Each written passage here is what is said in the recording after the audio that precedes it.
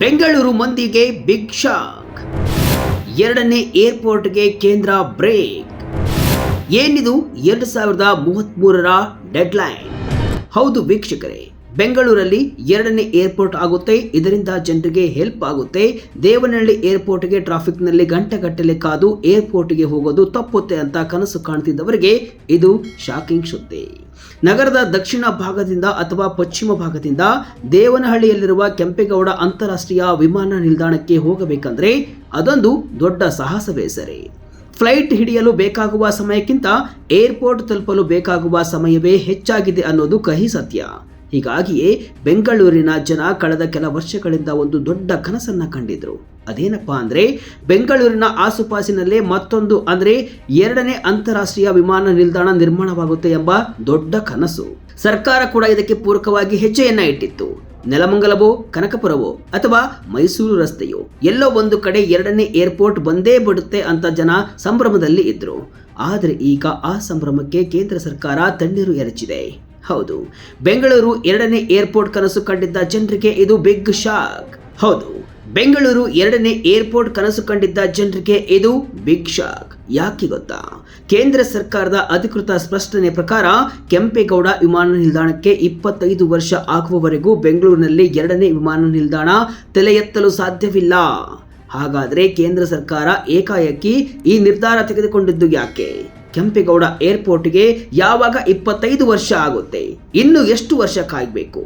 ರಾಜ್ಯ ಸರ್ಕಾರ ಈಗ ಏನ್ ಮಾಡುತ್ತೆ? ಡೀಟೇಲ್ ಆಗಿ ನೋಡೋಣ ಬನ್ನಿ.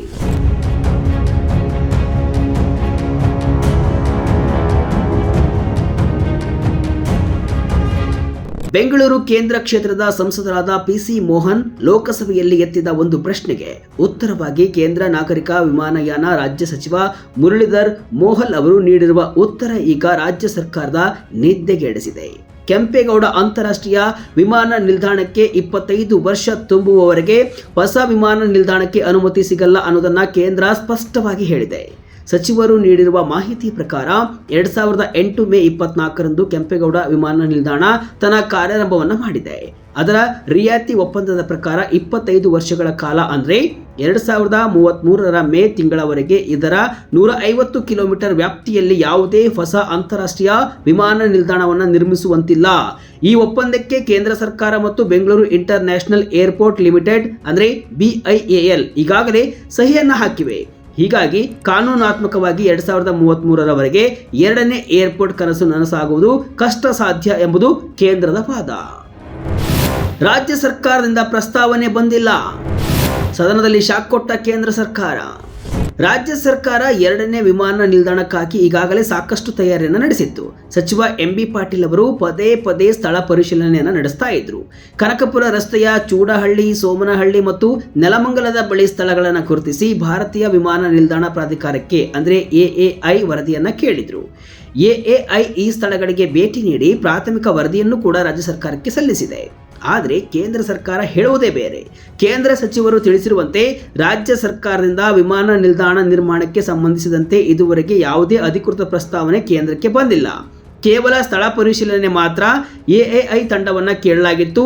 ಗ್ರೀನ್ ಫೀಲ್ಡ್ ವಿಮಾನ ನಿಲ್ದಾಣಗಳ ನೀತಿಯ ಅಡಿ ಯಾವುದೇ ರಾಜ್ಯ ಸರ್ಕಾರ ಪ್ರಸ್ತಾವನೆ ಸಲ್ಲಿಸಿದರೆ ಮಾತ್ರ ಕೇಂದ್ರ ಅದನ್ನು ಪರಿಶೀಲಿಸುತ್ತೆ. ಆದರೆ ಬೆಂಗಳೂರಿನ ವಿಚಾರದಲ್ಲಿ ಅಂತಹ ಯಾವುದೇ ಪ್ರಸ್ತಾವನೆ ನಮ್ಮ ಮುಂದೆ ಇಲ್ಲ ಅಂತ ಹೇಳಿದ್ದಾರೆ. ಇದು ರಾಜ್ಯ ಸರ್ಕಾರಕ್ಕೆ ದೊಡ್ಡ ಮುಖಭಂಗವಾಗಿದೆ. ಮೈಸೂರು ಹಾಸನ ವಿಮಾನ ನಿಲ್ದಾಣ ಅಭಿವೃದ್ಧಿಗೆ ಸೂಚನೆ. ಇಲ್ಲಿ ಪ್ರಮುಖವಾದ ಅಡ್ಡಿಗೆ 150 ಕಿಲೋಮೀಟರ್ ನಿಯಮ.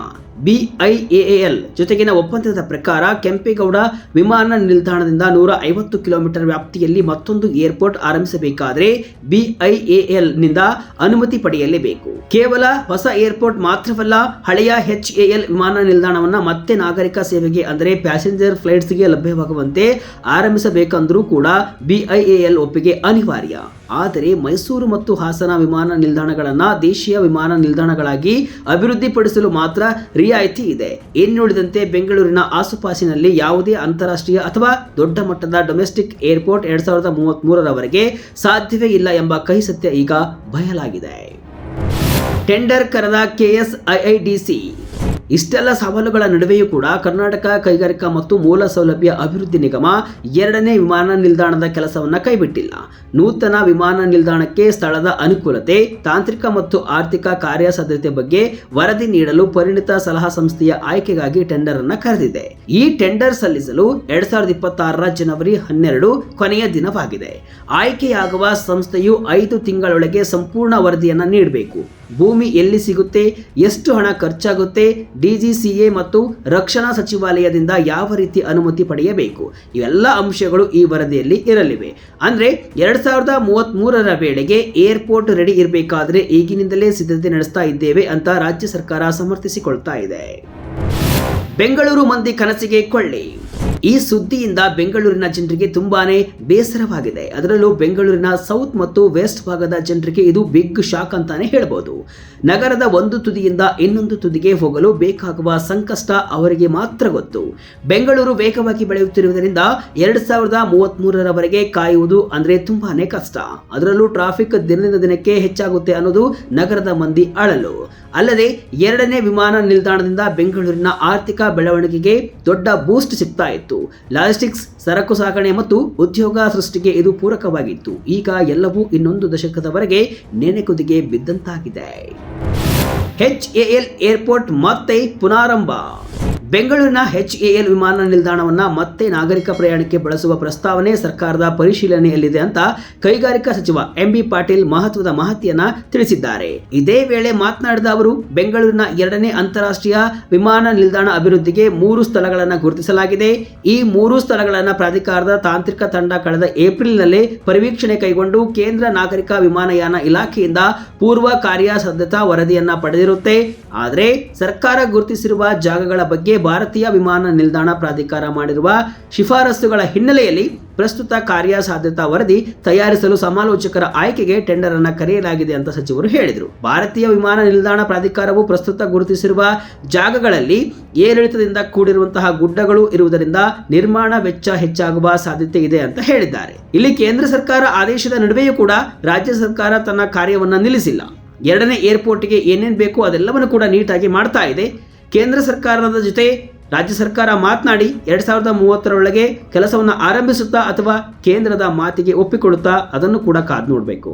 ನೋಡಿರಲ್ಲ ವೀಕ್ಷಕರೇ, ಬೆಂಗಳೂರಿಗೆ ಎರಡನೇ ವಿಮಾನ ನಿಲ್ದಾಣ ಬೇಕು ಅನ್ನೋದು ಕೇವಲ ಹಂಬಲವಲ್ಲ, ಅದು ಈ ನಗರದ ಅಗತ್ಯ ಕೂಡ ಹೌದು.